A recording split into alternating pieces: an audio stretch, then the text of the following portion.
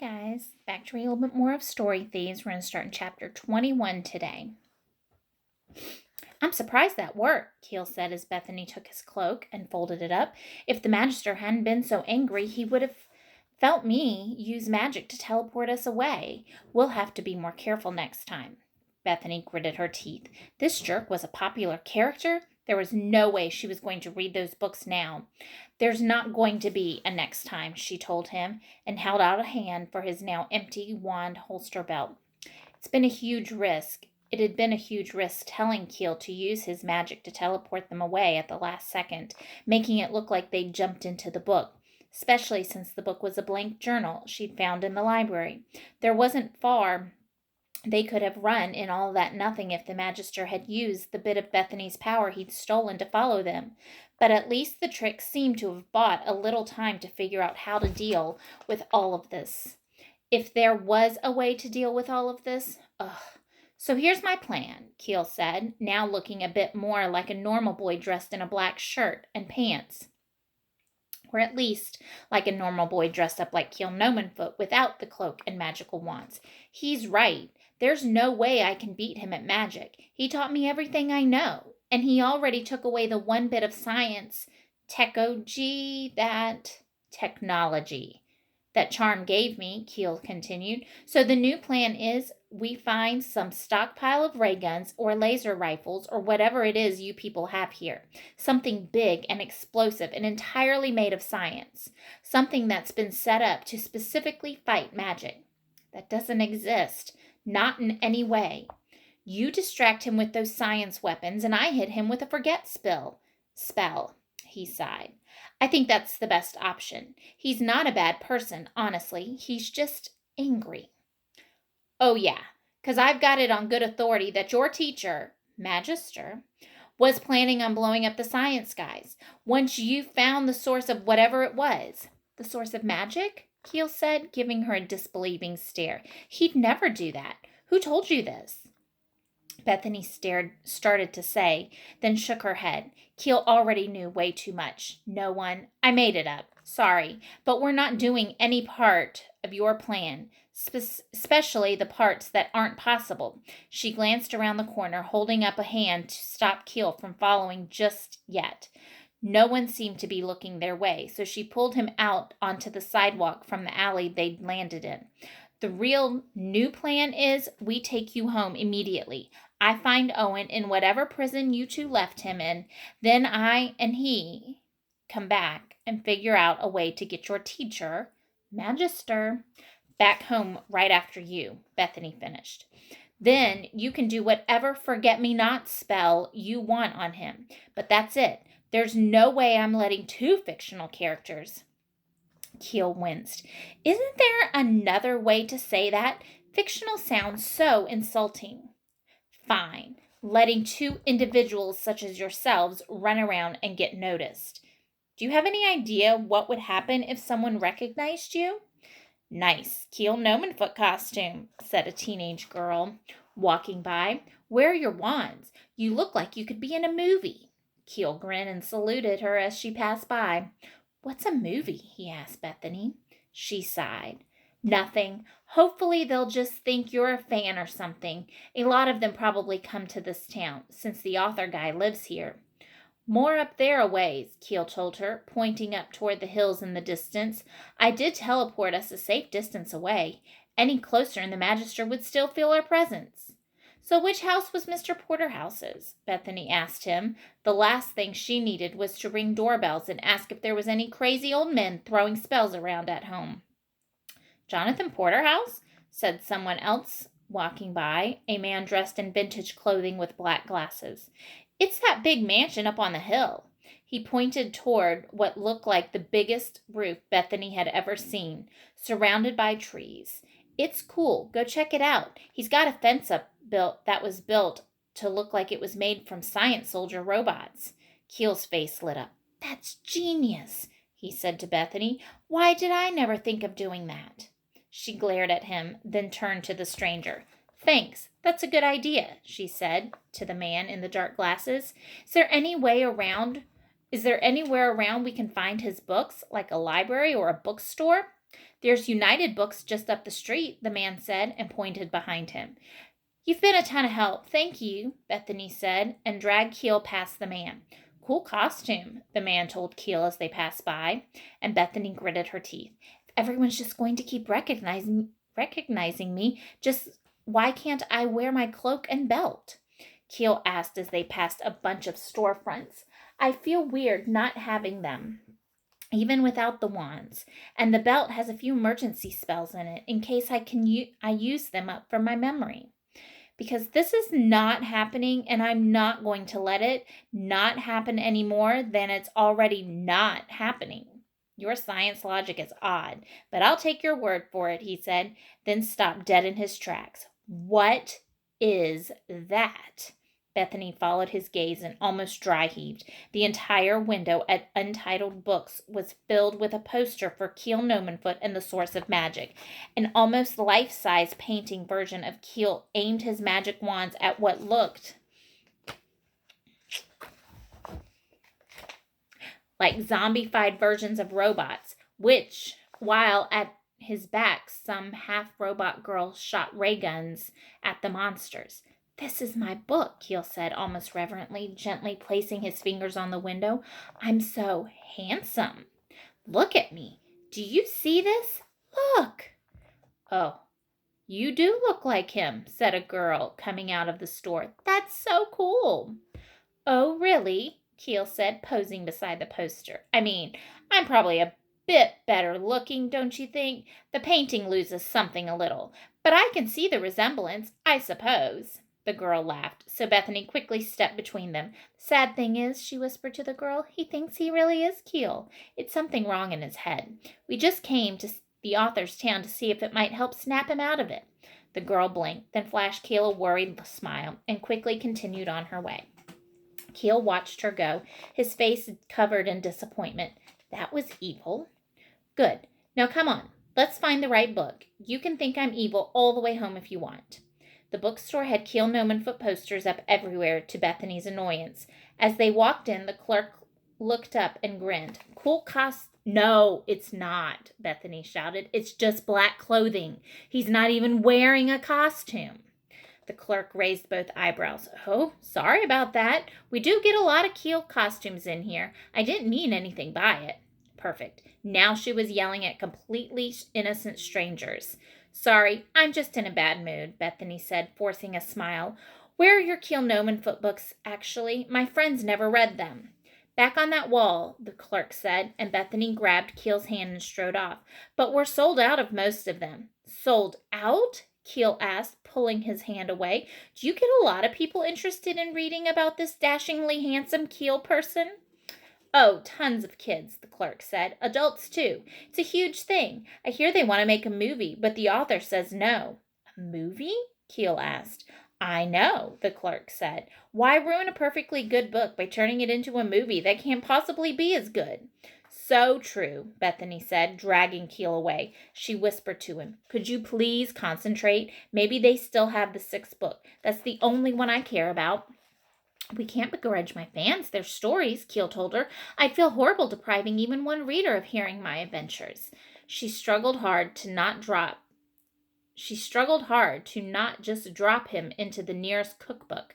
The children's section covered the walls in one corner of the store, and Bethany quickly scanned the shelves for Porterhouse, Keel Nomenfoot, Magic Thief was there, as was Keel Nomenfoot and the Tense Future, and Keel Nomenfoot and the Infinite Reality.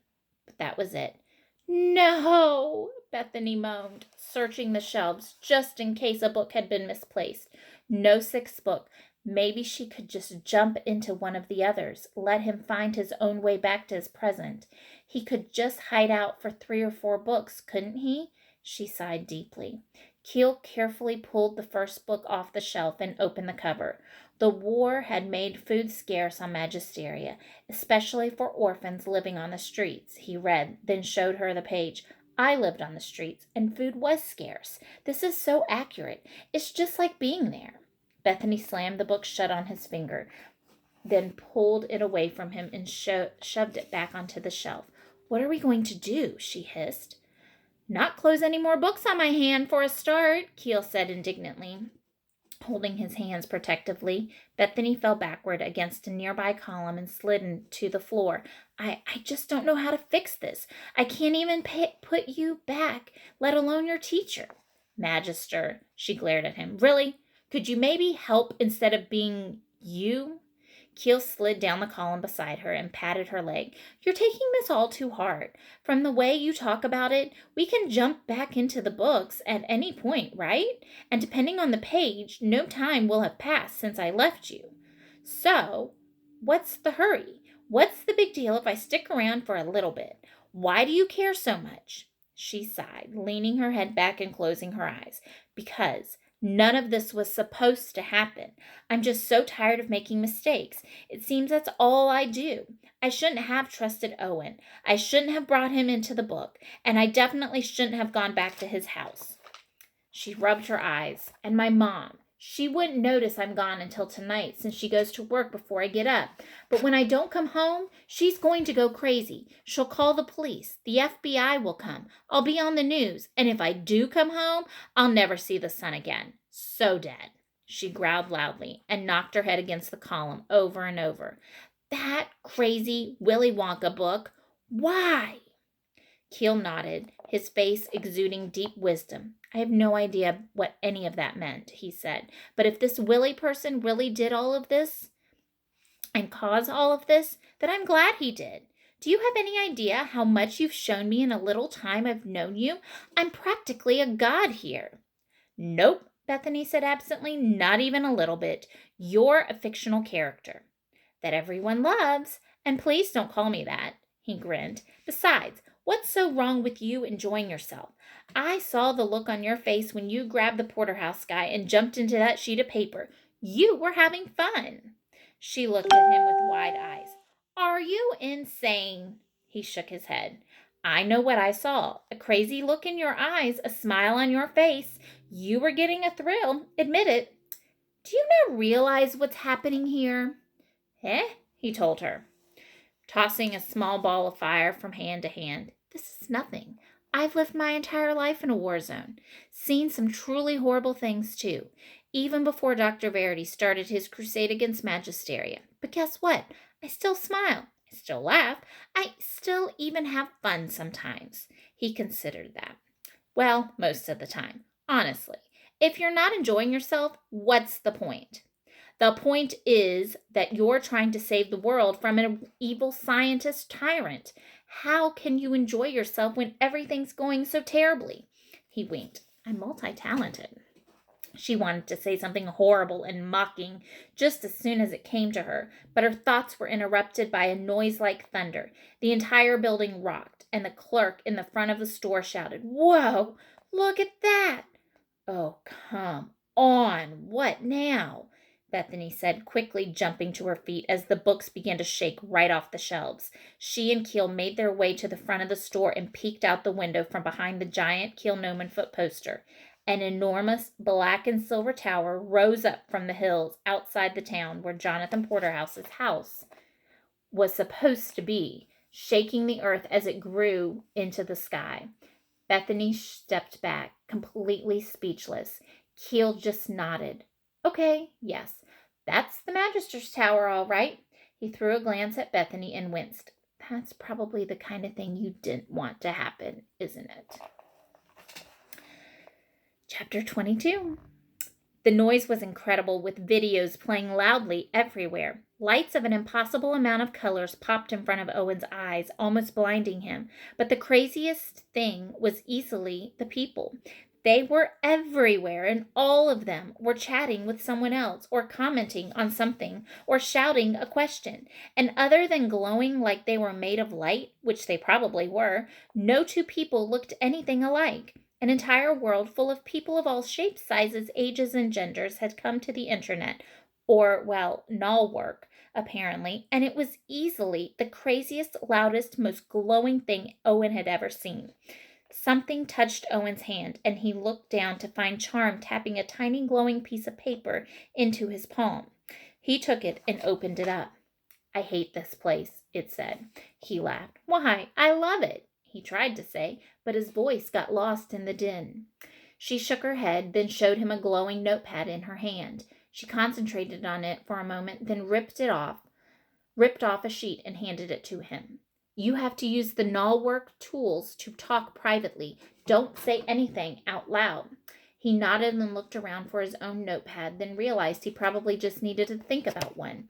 He concentrated, and a notepad like hers appeared. He thought about what he wanted to say, then ripped off a sheet and handed it to her. So what now? Now we be careful. We're both wanted criminals. Don't get caught. He nodded as they moved around, trying to stay out of other people's ways. Unfortunately, that wasn't easy, as there were other digital avatars everywhere. This is all anyone does anymore, Charm said in a note as they pushed their way through the crowds. It's so pathetic. People just sit on the Nullwork all day, and robots do everything for them in the real world. Owen nodded, his mind drifting off to the real world. What was taking Bethany so long to bring Keel and the Magister back? All she had to do was touch them and jump back into the book, right? Could she really be in trouble? Owen rolled his eyes. Her get into trouble? She'd never do anything that fun. He glanced back over at Charm, her hair pulled back into a ponytail, her red robot eye watching everything at once. Sure, she was a fictional character, but there was something just so blunt about her. Honest, it was kind of nice having someone just say whatever they were thinking.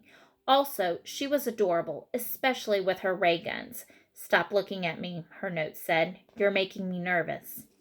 His eyes turned frontward and he blushed. Fair enough. She pointed at an advertisement for a new communications device that was no bigger than the chip she'd put into his head. They invented that centuries ago. Now it just gets smaller and smaller. Nothing new. At least magicians use their imaginations and come up with the new stuff. But magic doesn't last very long, he wrote back. At least this stuff exists for longer than a spell. She shrugged. Quantitarium has given up, in a lot of ways, not just by letting Dr. Verity take over.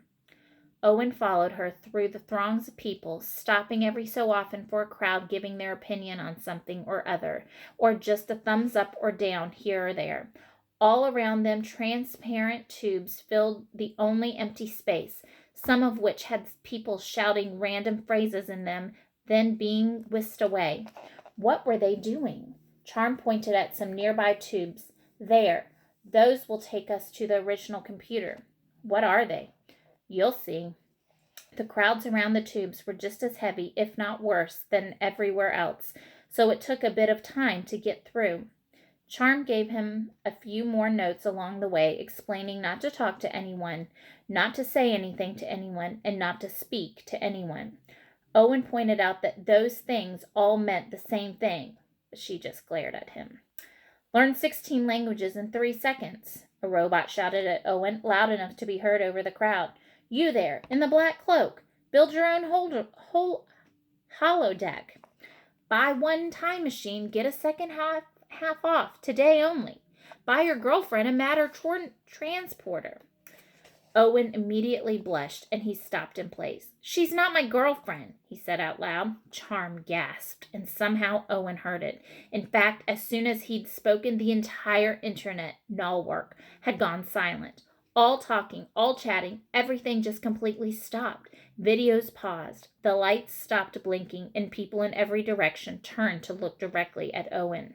Charm slapped her forehead with her palm hard. The robot's eyes flipped from a friendly blue to a bright red. Voice recognized, it said in a much more monotone, less salesman-type voice, as if it had been taken over by an outside force. Magisterian criminal Keel Nomenfoot identified. Run! Someone shouted in a chat bubble. He's gonna kill us! Magisterian criminals are so played out, someone else said. It's all about the alternate reality vampire. Magisterians now. That's where the buzz is. A third person just stood with some kind of camera, filming the entire thing. Thumbs up if you hate magic, he said into the lens. What did I say? Charm shouted. This is what happens when you respond to a Nullwork ad. Voice recognized, said the same robot. Quantitarian war criminal, charm, mentum identified. No talking, Owen whispered to her, unable to stop himself from grinning at her. She smacked him, her digital hand apparently still solid enough to hit him. We need to get out of here, she hissed. Now. What's so bad? He asked as the crowd thinned around them, all but the one guy who kept his camera running. What can they do? Tubes all around them began to slam shut like prison cells locking. One by one, the knowwork closed off their escape routes. That, Charm said. Now jump, or we're going to be stuck here until security shows up. Security? Charm said. Like virus protection? You better hope we don't need protection from viruses, Charm said, grabbing his hand and yanking him toward the only still open tube. It began to close on them, but Charm jammed her robotic arm in and held the tube open. Go! The man with the camera groaned. Wait, security isn't even here yet. I wanted to get that on film. Charm pulled out a digital ray gun and shot the camera. It exploded right in his hand, not harming his digital form at all. He glared at her, then gave her a thumbs down. Weirdly, a tiny thumbs down appeared on her shirt with the number 1 right over her heart. That's odd, Owen said, then got pushed into the tube. Charm jumped in a second later, letting the tube slam shut behind her. For a moment, they both just hung there in the middle of the tube, nothing above or nothing below them. Owen gave Charm a look. How do you make it go? You have to tell it what you're looking for, she said, then looked up. Original computer. Search input, said a computerized voice. Search commencing. And then Owen's stomach hit his feet as they shot up into the tube faster than the speed of screaming. And that's where we're going to stop today. Hope you're having a good one. See you soon. Bye.